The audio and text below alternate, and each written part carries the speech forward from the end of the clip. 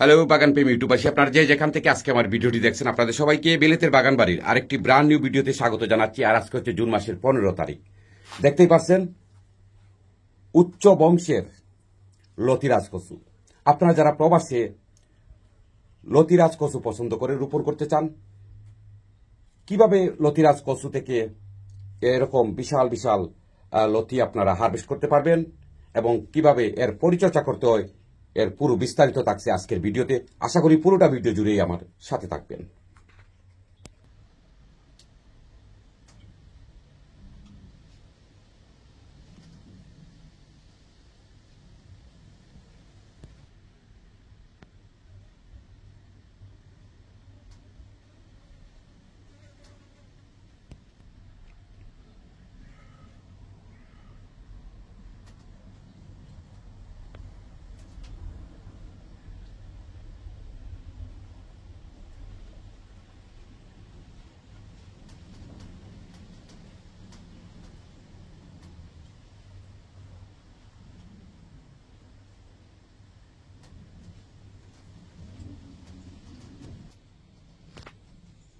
গাছ থেকে লতি পাওয়া যায় এরকম কচুর ভ্যারাইটি হচ্ছে দুটি।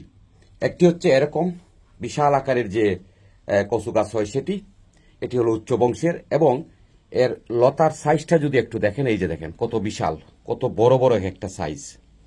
তো এটি হচ্ছে যে দুটি ভ্যারাইটি, তার মধ্যে এটি হচ্ছে উচ্চ বংশের লতিরাজ কচু, আর আরেকটা ভ্যারাইটি হচ্ছে ছোট বংশের লতিরাজ কচু।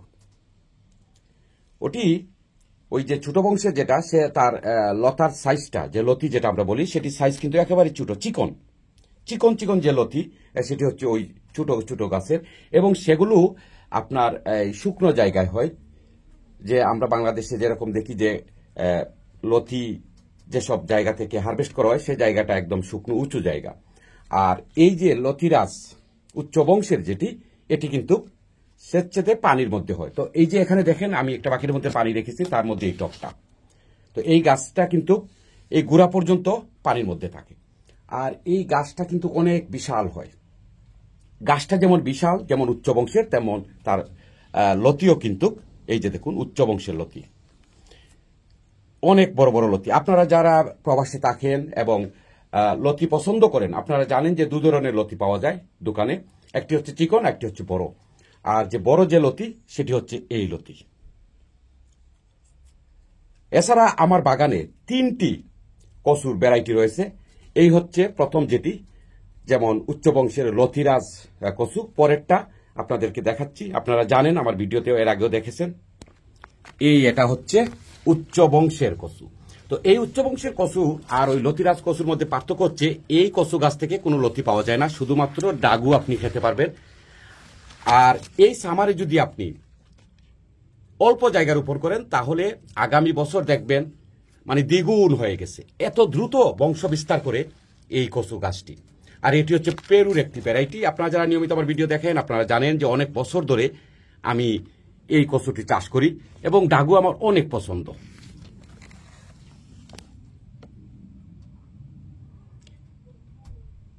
এখানে আপনারা দেখলেই বুঝতে পারবেন এগুলো আমার গত কয়েক বছরের গাছ। অর্থাৎ এখানে আমি একটা করে গাছ রোপণ করেছিলাম, প্রায় 10 থেকে 12টা গাছ রোপণ করেছিলাম। আর এই গত বছর থেকে শুরু করে মানে প্রতি সামারেই আমি হারভেস্ট করি। তারপরে যদি দেখেন কি পরিমাণ বংশ বিস্তার করেছে, তবে এই কচু থেকে কোনো লতি পাওয়া যায় না।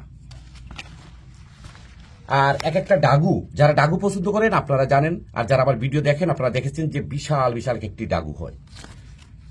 এই যে ডাগুগুলো দেখতেছেন, এগুলো কয়েকদিনের ভিতরে অনেক বড় হয়ে যাবে। এরকম 3টা ডাগু হলেই আপনি একটা তরকারি খেতে পারবেন। তো এটি হচ্ছে উচ্চ বংশের ডাগুরাজ, এখান থেকে কোনো লতি পাওয়া যায় না।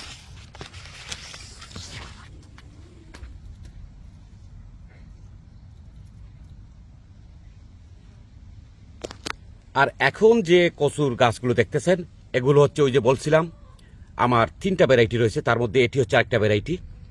এটি হচ্ছে ছোট বংশের লতিরাজ কচু। এটি হচ্ছে ওই যে আমাদের পাহাড়ি ঢালু জায়গায় বা শুকনো জায়গায় যে কচুগুলো চাষ করা হয় এবং সেখান থেকে যে লতি পাওয়া যায়, এটি হচ্ছে সেই চিকন লতির গাছ। তো এগুলো হচ্ছে আমার বাগানে, এই যে দেখুন কত সুন্দর হয়েছে এই কচু গাছগুলো, এগুলো থেকে যে লতি পাওয়া যায় সেটি চিকন। আমি আজকে খুঁজে দেখব কোনো লতি এসেছে কিনা।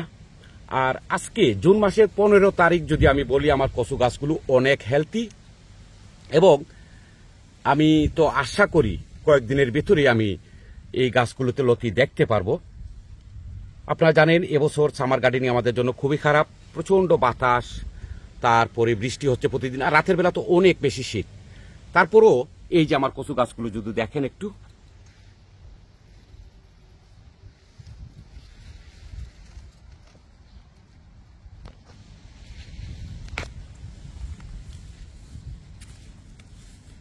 গাছগুলো যে পরিমাণ বড় হয়েছে, এখন তো আসলে লতি পাওয়ার কথা।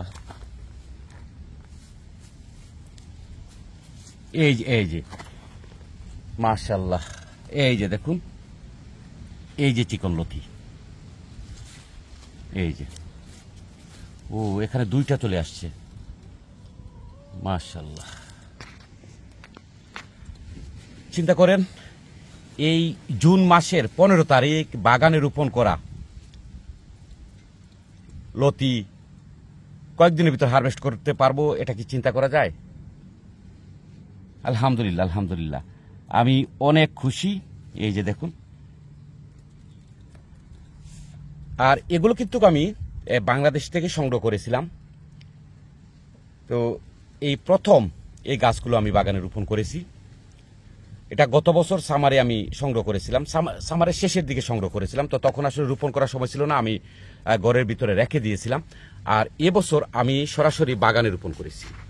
তো বাগানে রোপণ করার পর আজকে জুন মাসে 15 তারিখ, এই যে দেখতেছি দুইটা লতা, এই যে দেখুন। আর এই মাটিগুলো যদি দেখেন একদম শুকনো, অর্থাৎ এই চিকন লতির কচু গাছ যখন আপনার রোপণ করবেন, সেটি অবশ্যই আপনার শুকনো জায়গায় রোপণ করবেন। এই গাছগুলোতে খুব বেশি পানির দরকার হয় না এবং এগুলো সবসময় এই মাটিটা ড্রাই থাকে।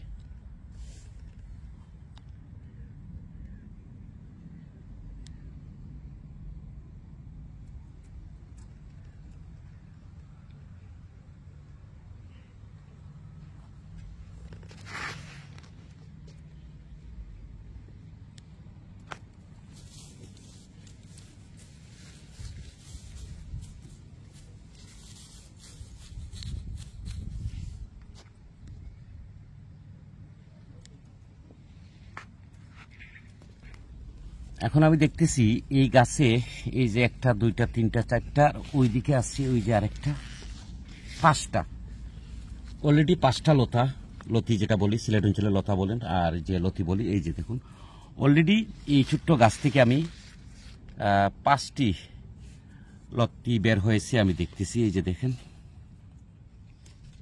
এই যে, তো আরো কিন্তু বের হবে। এই যে এটা একদম চিকন,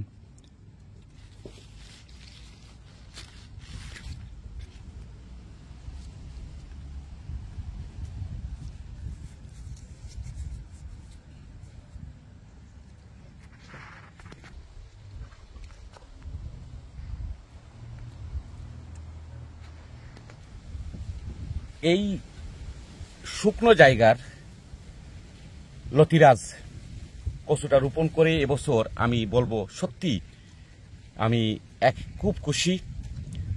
কেননা এই জুন মাসে গাছ থেকে যে এরকম লতি বের হবে আমি আসলে চিন্তাও করিনি।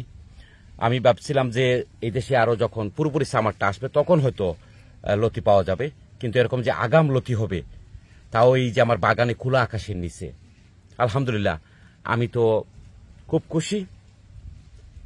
তো আপনারা যারা এই চিকন লতি রোপণ করতে চান, আপনাদেরকে অবশ্যই মনে রাখতে হবে যে জায়গাটা শুকনো থাকবে এবং এই যে দেখুন, বাগানের মাটি থেকে ওই মাটিটা একটু উঁচু করে রাখবেন যেখানে আপনারা এই চিকন লতিরাজ কচু রোপণ করবেন।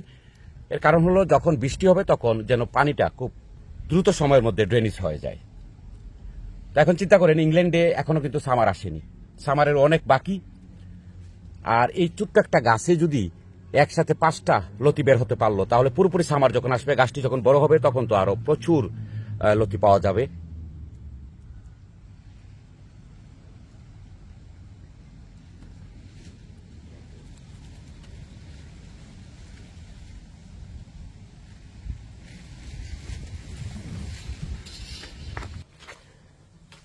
যাই হোক, এখন আবার আপনাদেরকে নিয়ে আসলাম এই যে উচ্চ বংশের লতিরাজ কচুতে।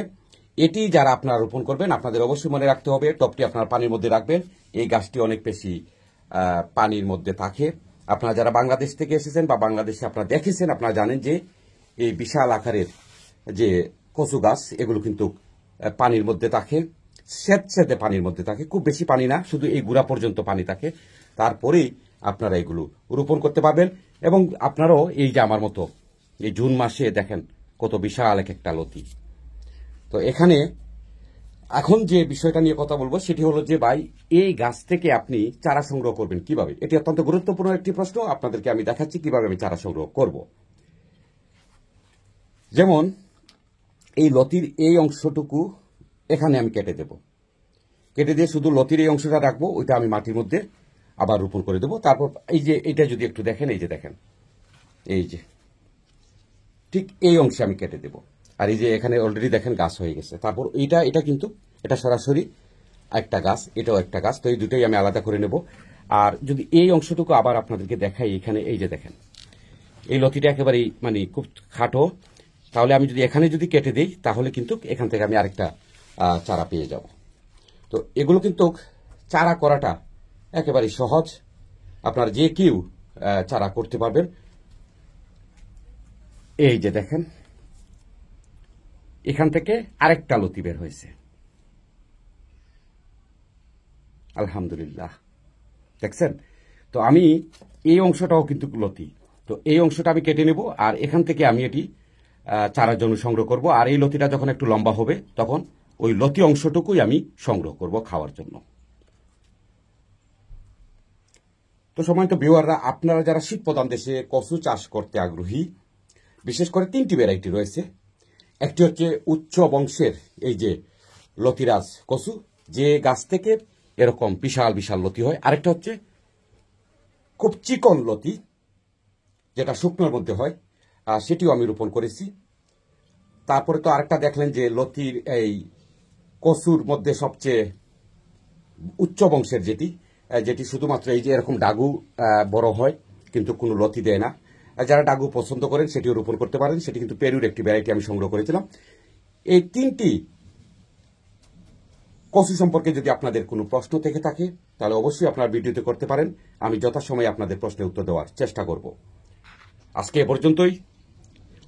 বিলেতের বাগান বাড়ির পরবর্তী ভিডিও দেখার আমন্ত্রণ জানিয়ে বিদায় নিচ্ছি। আপনারা সবাই ভালো থাকুন।